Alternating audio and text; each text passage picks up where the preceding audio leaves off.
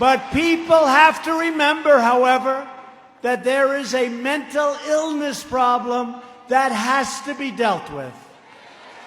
It's not the gun that pulls the trigger. It's the person holding the gun.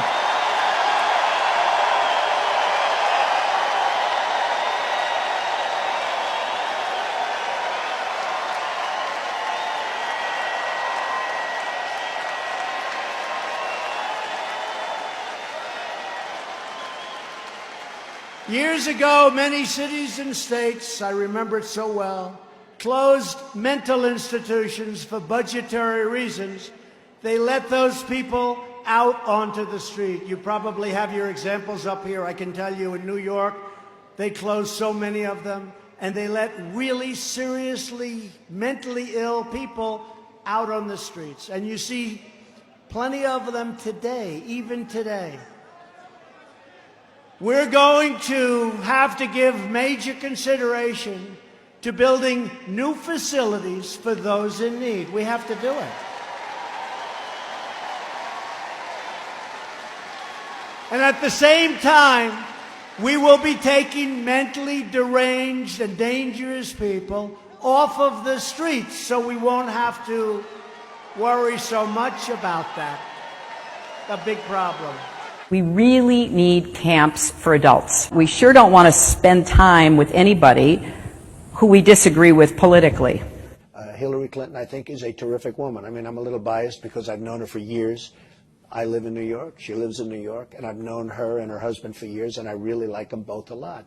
And I think she really works hard. And I think she, again, she's given an agenda that's not all of her, but I think she really works hard, and I think she does a good job. And I like her. I just like her. I like her, and I like her husband. Well, first of all, I know her very well, and I know her husband very well, and I like them both. And they are, just really terrific people. I like them both very much. In many cases, I probably identify more as a Democrat.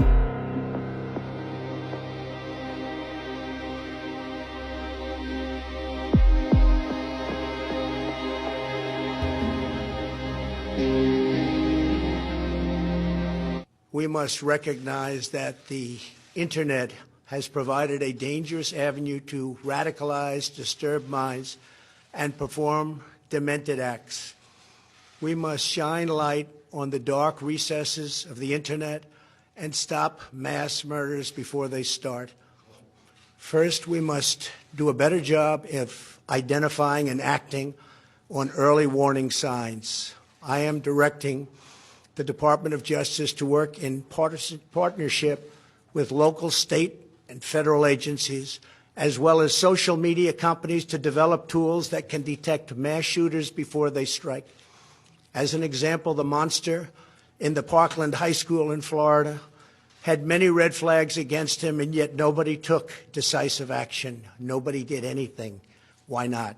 I actually was speaking to the suspect, Nicholas Cruz. I actually was speaking to the suspect, Nicholas Cruz. Authorities say 19-year-old Nicholas Cruz was heavily armed with a bulletproof vest, loads of ammunition, and a powerful AR-15, bought legally a year ago. I'm a former federal law enforcement officer and a former CIA officer. This strongly bipartisan bill, currently 38 Democrats and 38 Republicans, would help address the threats that our police officers and our communities face as a whole each day. Our bill would use holistic assessments of experts across a range of fields: teachers, mental health professionals, mental health professionals, mental health professionals. It's a building filled with people who are being treated for mental illness. I don't want people to forget that this is a mental health problem. I don't want them to forget that, because it is. It's a mental health problem. Mental illness and hatred pulls the trigger, not the gun. Just the behavior of what I refer to as the Trump cult. It doesn't matter what the president does or what he says or how he does anything. There are millions of people out there that still they hang on his every word, and they don't really care. But people have to remember, however, that there is a mental illness problem that has to be dealt with. It's not the gun that pulls the trigger. It's the person holding the gun. We're going to have to give major consideration to building new facilities for those in need. We have to do it.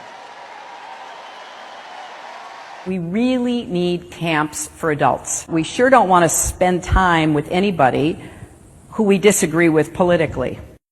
What do you think of what happened in Boston? When we were looking for a pressure cooker and 2 teenagers, and then they took over the whole city and shut it down, and to me that looked a whole lot like martial law. Yeah, oh God, I can't believe, see, this is why I didn't want to give this talk, because I knew that we'd have this conversation, and now it's on the record. All right, let me take a step back, and we have to deal with it. Let me take a step back and a deep breath, because this is a very painful thing to talk about. So, all over the world, we know, it's well established, the State Department and intelligence agencies engage in theater, and it's what they do, it's spycraft, to create spectacles and events that people may not realize are spectacles and events, but that, well, like the overthrow of Mossadegh in the 50s in Iran. They'll funnel money to protesters, they'll, fly people in to infiltrate protesters, they'll create fake newspapers, and so on. So we know that this happens in countries around the world.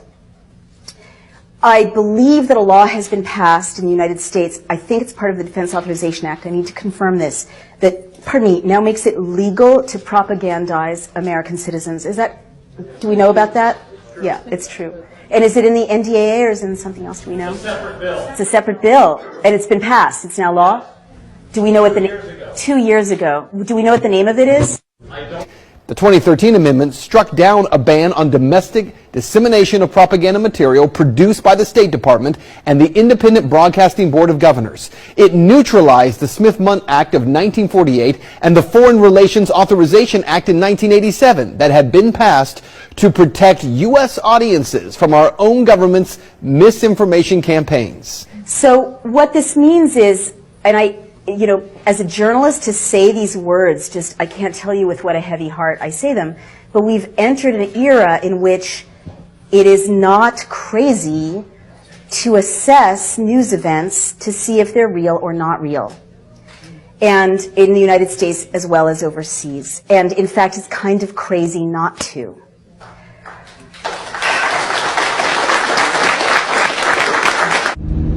But it's amazing how suddenly, every single solitary day, according to Mainstream right now, we've had more mass shootings than we've had days in the year.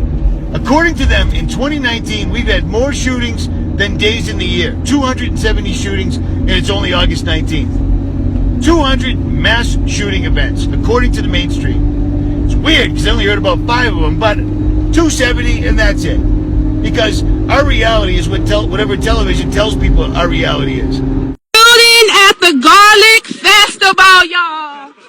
You're shooting the video. Let's go on Instagram Live. Do you have it on camera? It's live. No, I don't have it on camera, but the blood of Jesus. The blood of Jesus. I'm skeptical of certain news events that seem more theatrical than the norm. She got blood all over her. Oh my God. Oh my God. Is this real or acting? It's real? Really? So, if laws have made it legal to assassinate American citizens and legal to propagandize them, why should it be crazy or weird to think that that might be for a reason? But there is so much more that we have to do.